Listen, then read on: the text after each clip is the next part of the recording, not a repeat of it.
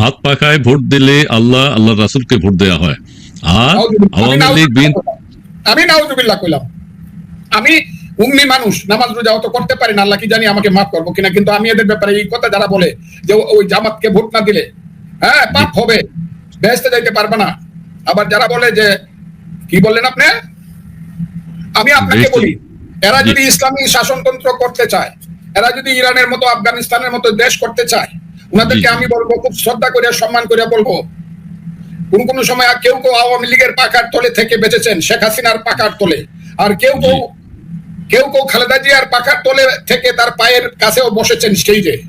তাদেরকে আমি বলি, সেই সব ইসলামের নামে নামধারী পলিটিশিয়ানদেরকে আমি বলি, বাপের বেটা হলে একটা সুষ্ঠু ভোট করো, সেই পার্লামেন্ট ভোটে আপনারা যদি পাস করতে মেজরিটি পান, নিশ্চয়ই আপনারা ইরান বানান আফগান, কিন্তু আগে কথাটা কম লাগবে, 5ই আগস্টের মতো বাটপারি করা যাবে না, 5ই আগস্টের মতো মুনাফিকি করা যাবে না, স্লোগান দিবেন বৈষম্য বিরোধী আন্দোলনের, স্লোগান দিবেন এক দফায় এক দাবি, শেখ হাসিনা কবে যাবি, আর 5ই আগস্টে শেখ হাসিনাকে তারাই দিয়ে বলবেন না আমরা তো শেখ হাসিনাকে কাল তারাই নেই, আমরা বাংলাদেশেই মানি না, সংবিধান মানি না, আমরা ধর্মনিরপেক্ষতা মানি না, অসাম্প্রদায়িকতা মানি না, আমরা কিচ্ছু মানি না, আমরা চাই হিজবুত তাহরীরের একটা দেশ হবে। এটা তো মুনাফিকি। আপনারা বলেন ইসলাম নামে যারা রাজনীতি করেন যে আমাদের ইসলামের সমস্ত দল একসাথে হন, আমরা তো চাই। যারা বক্তৃতা করেন রাতের পর রাত দেখি, সেই সব বক্তারা কি বক্তৃতা করেন করে গিয়ে বলেন আমাদেরকে ভোট দিলে আমরা ইসলামী শাসনতন্ত্র করব, আমাদেরকে ভোট দিলে আমরা এই দেশটাকে আফগানিস্তানের মতো বানাবো। আজকে আমি দেখলাম, এতদিন বলতেছিলাম 1/3 লোক না খায়া থাকে রাতের বেলা, আজকে দেখলাম 2 বেলা অর্ধেক লোক না খায়া থাকে, মরে যাবে সব, কুকুরের মতো বসবাস করে আফগানিস্তানে। আমি আপনাদেরকে খুব কথা বলি, আপনারা যদি ইরান বানাতে চান, আফগানিস্তান বানাতে চান, তাহলে গণতন্ত্রের নামে আপনারা রাজনীতি করেন কি করে? আপনারা তো গণতন্ত্রকে তাহলে বলতে হবে গণতন্ত্র বেদাত, গণতন্ত্র বেশরিয়তি, আর ইরানের মতো বলতে হবে তাদের একজন আয়াতুল্লাহ খুমিনি লাগবে, আর এক দলের মধ্যে শুধু ভোট হবে, অন্য কোনো দল থাকবে না, অন্য কোনো দল। তাইলে তারা এই দলের সুযোগ নিয়ে তারা সেই মুনাফিকিটা দল করার সুযোগ নিয়ে মুনাফিকিটা করতেছে কেন? যারা পাস করে বলে আমরা আফগানিস্তান করব, আগে বলেন বাপের বেটা হইলে যে আমরা আধুনিক গণতন্ত্র মানি না, আমরা কোরআনের শাসন মানি। আমি সিলেক্ট করলাম আপনাদেরকে, বলেন যে আমরা আধুনিক গণতন্ত্র মানি না, কোরআনের শাসন মানি। আমরা ঢাকা বিশ্ববিদ্যালয়কে সিনিয়র মাদ্রাসা বানাবো, হয়ে গেছে, বলেন ঘোষণা বাকি আছে। এই দেশে রবীন্দ্রনাথ ঠাকুর, কবি নজরুল ইসলাম, তাদের কবিতা গান টান শোনা যাবে না, পড়া যাবে না, এটা বলেন যে আমরা হইলে শুধু ওয়াজ মাহফিল করতে পারবে, কিন্তু কেউ লালনের গান করতে পারবে না, কেউ বাউল সঙ্গীত করতে পারবে না, কেউ নাটক করতে পারবে না, কেউ ড্রামা করতে পারবে না, কেউ যাত্রা গান করতে পারবে না, কেউ সাংস্কৃতিক অনুষ্ঠান করতে পারবে না, কেউ বিতর্ক অনুষ্ঠান করতে পারবে। বলেন বাপের বেটার মতো, তারপরে ভোটে আসেন। আমি যাব ফজলুর রহমান, আমি আমার দল, তা আমার দলকে সম্মান জানিয়ে বলছি, আমি ফজলুর রহমান যাব সব জায়গাতে, এবং গিয়া বলবো আমাদেরকে যদি ভোট দেন, আমরা হলাম আধুনিক মানুষ, গণতান্ত্রিক মানুষ, তাহলে এই দেশে আমি গণতন্ত্র করব। আমাকে যদি ভোট দেন, তাহলে এই দেশে মানুষের পেটের ভাত পরনের কাপড় আনবো। আমাকে যদি ভোট দেন, তাহলে বাজারে জিনিসপত্রের দাম কম থাকবে। আমাকে যদি ভোট দেন, তাহলে বাংলাদেশের শিক্ষিত ছেলেরা শিক্ষা শেষে চাকরি পাবে। আমাকে যদি ভোট দেন, তাহলে এই দেশের সাধারণ মানুষের সন্তানেরা বিদেশে কর্মসংস্থান করতে দিতে হলে তাদের টাকা দিতে হবে, কিন্তু সেই টাকাটা আদম ব্যাপারীর টাকা না, নির্দিষ্ট একটা ফি দিতে হবে। আমাকে যদি ভোট দেন, এই দেশে ধর্ম নিরপেক্ষতা হবে, সুস্পষ্ট কইলাম। এই দেশে হিন্দু, মুসলমান, বুদ্ধ কি খ্রিস্টান, তাদের মধ্যে রাজনীতিতে কোনো ভেদাভেদ থাকবে না। চাউলের দাম হিন্দুর জন্য যা হবে, মুসলমানের জন্য তা হবে। ধানের দাম যা হবে তাই হবে। ভোটের দাম হিন্দু যেমন হবে, মুসলমানও তাই হবে। আমার দেশে শুধু আসসালাতু খায়রুম মিনান নাওম বলার সঙ্গে সঙ্গে মুসলমান মসজিদে যাবে, নামাজ পড়বে।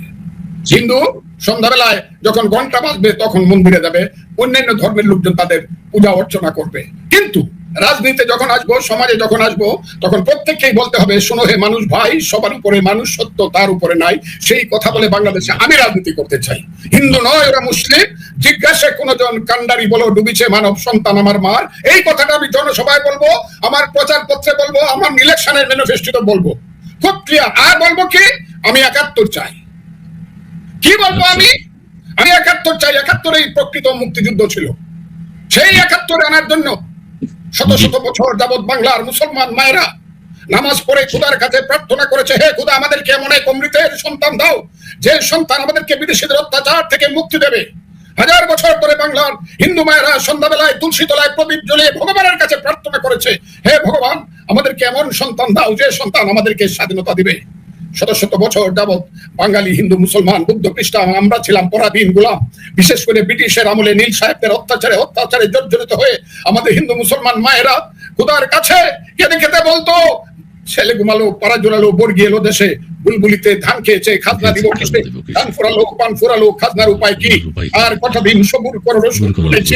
সেই যে বাংলার স্বাধীনতার জন্য যুদ্ধ গিয়েছিল তিতুমির হাজী শরীয়তুল্লাহ, যুদ্ধে গিয়েছিল ময়মনসিংহ শেরপুরের ছেলে ফকির মজনু শাহ, যুদ্ধে গিয়েছিল দেশ থেকে বিদেশে আমরা যাদেরকে হিন্দু বলি, ভারতের শ্রেষ্ঠ সন্তানদের একজন, যিনি আজাদ হিন্দ ফৌজ গঠন করে দ্বিতীয় মহাযুদ্ধে যুদ্ধ করেছিল ভারত বাংলার স্বাধীনতার জন্য। সেই যুদ্ধ করতে করতে জীবন দিয়েছিল ক্ষুদিরাম সূর্য সেনের মতো দেশপ্রেমিকেরা। আর আমাদের রাজনৈতিক নেতারা সারা জীবন বাংলার মানুষের মুক্তির জন্য সংগ্রাম করেছে। শেরে বাংলা একে ফজলুল হক, হুসেন শহীদ সোহরাওয়ার্দী, শরৎ বোস, মৌলানা Abdul Hamid Khan Bhasani, Bangabandhu Sheikh Mujibur Rahman.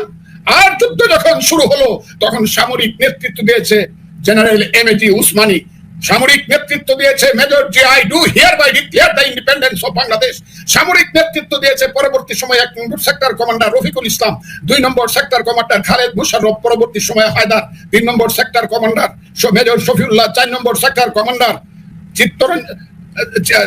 Chittaranjan, 5 number sector commander Mir Shawkat Ali, 6 number sector commander M K. Bashar, 7 number sector commander Kazi Nuruzzaman, 8 number sector commander M A. মঞ্জুর, 9 নম্বর সেক্টর কমান্ডার তার নাম হলো এম.এ. জলিল, আর 11 নম্বর সেক্টর কমান্ডার ছিলেন জনাব কর্নেল তাহের, যিনি যুদ্ধাহত হয়েছিলেন। আমি কেন বলছি কথাগুলো? আর মুক্তিযুদ্ধের বেসামরিক নেতৃত্ব দিয়েছিল মুজিবনগর সরকার, যার নেতা ছিল সৈয়দ নজরুল এবং তাজউদ্দিনের মনসুর আলী কামরুজ্জামানেরা। আমি এই কথা বলে ভোট চাইবো, যদি তাদেরকে ভোট দেয় তারা ইসলামিক শাসনতন্ত্র করবে, ইসলামিক দেশ চালাবে। আর আমাকে যদি ভোট দেয় আমি আধুনিক দেশ করব। আমি মানুষকে বলবো, হে ভাই, তোমার ছেলে 3টা হলে একটা মাদ্রাসায় যাক, আমি উৎসাহিত করবো, পড়ুক না একটা ছেলে মাদ্রাসায়, কিন্তু আরেকটা বা 2টা ছেলে আপনার প্রাইমারি স্কুলে যাবে সরায় রস্যই দীর্ঘই পড়ার জন্য। এই ছেলেটি পড়বে পাখি সব পরের ব্রাতি পোহালো, কারণ কুসুম ফুলি ফুটিল, রাখাল গরুর পাল লয়ে যায় মাঠে। এই ছেলেটি দিনে দিনে বড় হবে, বড় হতে হতে সেই ছেলেটি আবার কবিতা পড়বে, বলো বীর বলো উন্নত মম শির, শির নেহালি আমারই নত শির, ওই শিকড় হিমাদ্রি, বলো বীর মহাবিশ্বের মহাকাশ সারি, চন্দ্র সূর্য গ্রহ তারা ফারি, গোলক গোলক গোলক বেরিয়ে ক্ষুধার আরো শাসন ছেড়িয়া উঠিয়াছে আমি মহাবিশ্ব বিশ্ববিদাত্রী। সেই ছেলেটি আবার রিসার্চে যাবে, নাসার মেম্বার হবে। সেই ছেলেটি আবার আমার দেশে বিজ্ঞানী হবে, শুধু না, হবে জাতীয় অধ্যাপক আব্দুর রাজ্জাক। সেই ছেলেটি হবে সিরাজুল ইসলাম চৌধুরী, সেই ছেলেটি হবে আহমদ শরীফ, সেই ছেলেটি হবে মহামনীষী আবুল ফজল, সেই ছেলেটি হবে এই দেশের জ্ঞানে, বিজ্ঞানে, শিক্ষায়, সংস্কৃতিতে শ্রেষ্ঠ মানুষ। যে শ্রেষ্ঠ মানুষ 1921 সনে ঢাকা বিশ্ববিদ্যালয় প্রতিষ্ঠিত হওয়ার পরে 1971 সন পর্যন্ত 50 বছরে 50,000 সৎ মানুষ, জ্ঞানী মানুষ, মহান মানুষ, মহৎ নারী সৃষ্টি করেছিল, যারা যুদ্ধ করে ওই বাঙালিকে স্বাধীন করেছিল।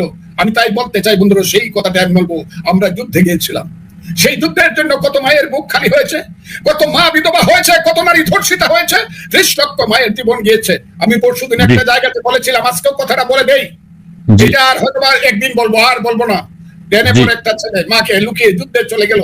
তার মা হলো একজন স্কুল টিচার, বাসা তাদের মগবাজারে। ছেলেটির নাম হলো আজাদ। ছেলেটির ট্রেনিং দিয়ে এসে যুদ্ধ করে ধরা পড়লো। ক্লাস 10-এ পড়ে ছেলে, ঢাকার পূর্বাঞ্চলে ধরা পড়লো, 2 নম্বর সেক্টরের ছেলে। সেই ছেলেটিকে পিটাইতে মৃত পায় অবস্থায় তাকে রমনা থানাতে আনা হলো। তখন তাকে মাকে খবর দেওয়া হলো, তোমার ছেলেকে যদি দেখতে চাও তুমি আসো। মা পাগলের মতো আসলো, আইসা দেখলো রমনা থানার ওই যে জেলখানার ভিতরে ফ্লোরের মধ্যে রক্তাক্ত অবস্থায় তার ছেলেটি পড়ে আছে। সেই ছেলেটিকে দেখেই মা ছেলেটিকে বুকে জড়ায় ধরলো, রক্তাক্ত হয়ে গেল তার কাপড়। বললো, মা আমি তো মরে যাবো। বলে, তুই মরবে না, তোর আগে আমি মরবো, তোর কি করতে হবে বল, তুই কি চাস? বললো, আমি কিছুই চাই না, আমার জন্য কাঁদো না মা, আমার যেন ইচ্ছা করতেছে। গত 7 মাস যাবত যুদ্ধ করতে করতে খাবার ভুলে গেছি, কি খাই জানি না। 7 মাসে একদিনও মুরগির মাংস খাই নাই মাগো, তুমি আমার ভাত আর মুরগির মাংস দিয়ে একটু খাওয়া। পরের দিন সকালবেলা মা, আমি কথাটা আপনি বইটা পড়ে দেন, বইটার নামই হলো মা। এই বইটা আনিসুল হকের বই, আপনি পড়ে দেখবেন, সেই বিখ্যাত উপন্যাসিক আনিসুল হকের বই। সেই মা মুরগির মাংস, মুরগির তরকারি রান্নাই না, যখন আসলো তখন দেখলো ছেলে নাই। ওসিকে জিজ্ঞাসা করলো, ওসি হলো পাঞ্জাবি, বলে তোমরা ছেলে ইদার নেই, যাও। ও একটা লাথি মারে তাকে বাইর করে দিল।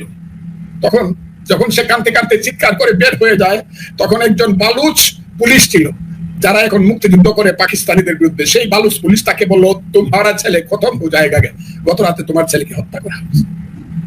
সেই মা 16-14 বছর বেঁচে ছিল, জীবনে কোনোদিন ভাত খায়নি, মুরগির মাংস টাচ করে না। ছেলেকে যেহেতু দেখেছিল ফ্লোরে শুয়ে আছে, সে কোনোদিন শীতকালেও ফ্লোরের বাইরে এসে শুয়ে নাই। সেইটার নাম হলো মুক্তিযুদ্ধ। এইগুলার নিয়ে এখন রং তামাশা করে কথা বলা হয় বন্ধুরা, কে নাকি আমাদেরকে মুক্তিযুদ্ধ করে দিছে, কার সল্লায় করিয়া, কার কুপরামর্শে নাকি বাঙালি জাতি যুদ্ধ করছে। সেই যুদ্ধ আমরা করেছিলাম বন্ধুরা, দিনের পর দিন, মাসের পর মাস, আষাঢ় শ্রাবণের বৃষ্টি ভরা রাতে অমানিসা অন্ধকারে ট্রেনিং দিয়েছি, পাঞ্জাবির বুকে বাংকারে থেকে ট্রিগার টিপেছি। স্বপ্নে দেখেছি দেশ যদি স্বাধীন হয়, পাঞ্জাবি চলে যাবে, বাংলার পূর্বাকাশে ঝলমল করে স্বাধীনতা রক্তিম সূর্য উঠবে। সেই স্বাধীনতা মুক্তিযুদ্ধ যখন মেঘের আড়ালে ঢাকা পড়ে গেছে, কিসের দল, কিসের রাজনীতি, মুক্তিযুদ্ধ যখন ঢাকা পড়ে যায় বাঙালির শ্রেষ্ঠ অর্জন, তখন আমি ফজলুর রহমান কথা বলবো না, কথা বলবো কে? কেন রাজনৈতিক দলগুলো কথা বলবে না? বাংলাদেশে থাকবে মুক্তিযুদ্ধ অপমানিত হলে কথা কেন বলবে না কোন রাজনৈতিক দল? আমি এটা বুঝতে চাই এবং জানতে চাই। আমি দেখতেছি তো সমস্ত মেয়াদেরকে, আমি দেখতেছি শুধু মন্ত্রী আর প্রধানমন্ত্রী হলে আর এমপি সাহেব হইলে আর ওই বৈশা বৈশা সংস্কারের নামে সেরাটন থেকে আর সোনারগাঁও থেকে নাস্তার লাঞ্চ আর ডিনার খাইলে পরেই বাংলাদেশ বাঁচবে। এই দেশ যদি আফগানিস্তান হয়ে যায়, এই দেশ যদি সিরিয়া লেবানন হয়ে যায়, আমার দেশের প্রধানমন্ত্রীর দরকার কি? কি দরকার আমার? কিসের রাজনীতি? যারা আজকে কথা বলে না তারা বুঝবে। বুঝেছিল ইরানের সেই বনি সদর, যে বনি সদর ছিলেন ইরানের মধ্যবর্তী লোকজনের নেতা, লিবারেল পার্টির নেতা। সেই বনি সদরের কান্দের উপরে ভর করে কিন্তু রাজাকাররা, ওই আজকে যারা ইরানে ক্ষমতায় আছে তারা ক্ষমতায় আইছিল, তারা লাথি মেরে ফালাই দিছে। আজকে যারা বনি সদরের ভূমিকা অবতীর্ণ হয়েছে তারা কিন্তু বুঝবে আমার কথা কোনোদিন আল্লাহর রহমতে মিথ্যা হবে না। কারণ আমার রাজনৈতিক বয়স হলো 61 বছর, আমি 61 বছর যাবত রাজনীতি করি, আমার অভিজ্ঞতা আল্লাহর রহমতে ভুল হবে না। যারা বনি সদরের ভূমিকা অবতীর্ণ হয়েছে, যারা বঙ্গবন্ধুর বাড়িটা আগুন লাগাই দিলে পরে কথা বলে না, তার বাড়িতে বুলডোজার দিয়ে পুড়াই দিলে কথা বলে না, যার আঙ্গুলের ইশারায় বাংলাদেশে মুক্তিযুদ্ধ হয়েছে, ওই 7 জন বীর শ্রেষ্ঠ ভাস্কর্য নামায় যখন পা দিয়া পারে যারা কথা বলে না, তাদের বাংলাদেশে নেতৃত্ব করার দরকার কি? কি দরকার? দরকার নাই তো। এই দেশ আগে স্বীকার করতে হবে এটা বাংলাদেশ। এই বাংলাদেশ যে পাকিস্তান থেকে বাংলাদেশ হয়েছে, এর জন্য একটা মুক্তিযুদ্ধ হয়েছিল, এটা স্বীকার করতে হবে। এর জন্য 30 লাখ লোক মরছিল, এটার জন্য স্বীকার করতে হবে। এর জন্য শত শত বছর যাবৎ বাঙালির পূর্বপুরুষেরা যুদ্ধ করেছিল, এটা স্বীকার করতে হবে। তারপরে 72 সনে শেখ মুজিবুর রহমান ভুল করছিল, বাকশাল করিয়া ফেসিস্ট হয়েছিল, জিয়াউর রহমান সাহেব এই করছিল, এরশাদ সাহেব স্বৈরাচার করছিল, শেখ হাসিনা ফেসিজম করছিল, 100 বার কও। কিন্তু বাপ মানো না, মা মানো না তুমি। মুক্তিযুদ্ধ তো আমার মা, মুক্তিযুদ্ধের পেট চিনে তো বাংলাদেশ। মুক্তিযুদ্ধ না হলে বাংলাদেশ হইতো। মাকে মানো না, তুমি তো কুসন্তান। সেই কুসন্তানেরা এখন বাংলাদেশে নেতৃত্ব করতেছে। কালকেও দেখলাম একটা কুসন্তান। এইগুলার মানুষ ব্যাগ বুঝা পাওয়ার জন্য নেওয়ার কথা নয়, এরা মন্ত্রী হয়ে বসে আছে। ব্যাগ বুঝা বইতে পারবো না মানুষের। এই কুসন্তানেরা বলে যে বাংলাদেশ নাকি চক্রান্তের মাধ্যমে সৃষ্টি হয়েছে। হয় আমার মার, তা না হলে তোদের মুখ বন্ধ কর।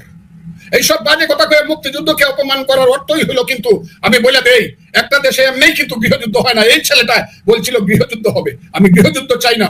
কিন্তু মুক্তিযুদ্ধকে যারা এইসব করতেছে, সেই মুক্তিযুদ্ধকে রক্ষা করার জন্য কিন্তু প্রয়োজনে আবার মুক্তিযুদ্ধ হবে। আমি মুক্তিযুদ্ধ চাই।